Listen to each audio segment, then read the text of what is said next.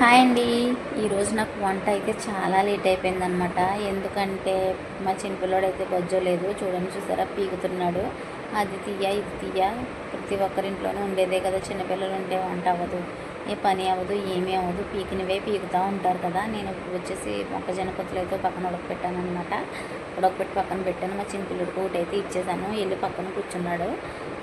ఈ పళ్ళు అయితే ఇంకా సరిగ్గా రాలేదండి, ఏదో అలా అలా తింటాడనమాట అంతే.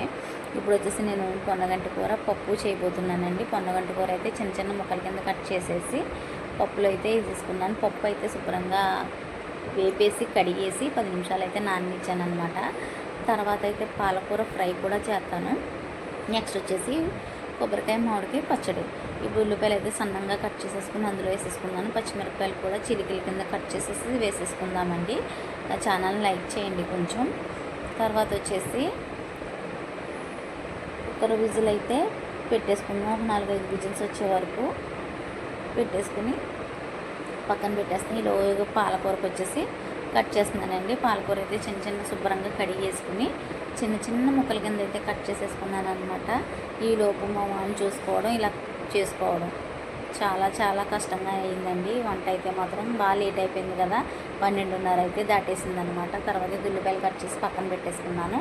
తర్వాత వచ్చేసి ఈ శనగపప్పు, ఉల్లిపాయలు, జీలకర్ర, ఎండుమిర్చి వేసేసి ఫ్రై అయితే చేసేసుకుంటున్నాను అనమాట. అందులో పాలకూర వేసి దగ్గరగా మగ్గనిచ్చి వాటర్ వస్తుంది అనమాట. లైట్గా సాల్ట్ వేసిన తర్వాత వాటర్ అంతా ఇంకిపోయేటట్టు చూసుకుని శుభ్రంగా మెత్తగా చేసేసుకుందాం అనమాట. ఈలోగా కుక్కర్ విజిల్ అయితే వచ్చేసిందండి. దానికి తాలింపు అయితే వేసేస్తున్నాను. ఎండుమిర్చి, ఆవాలు, జీలకర్ర వేసేసుకుని పోపు అయితే వేసేసుకుని ఒక 5 నిమిషాలు అయితే ఇలా మగ్గనిచ్చి గ్యాస్ కట్టేసుకుందామండి. తర్వాత వచ్చేసి పాలకూర ఫ్రైలో ఒక లైట్గా కారం వేసి చేశానండి నేను. థ్యాంక్స్ ఫర్ వాచింగ్ అండి.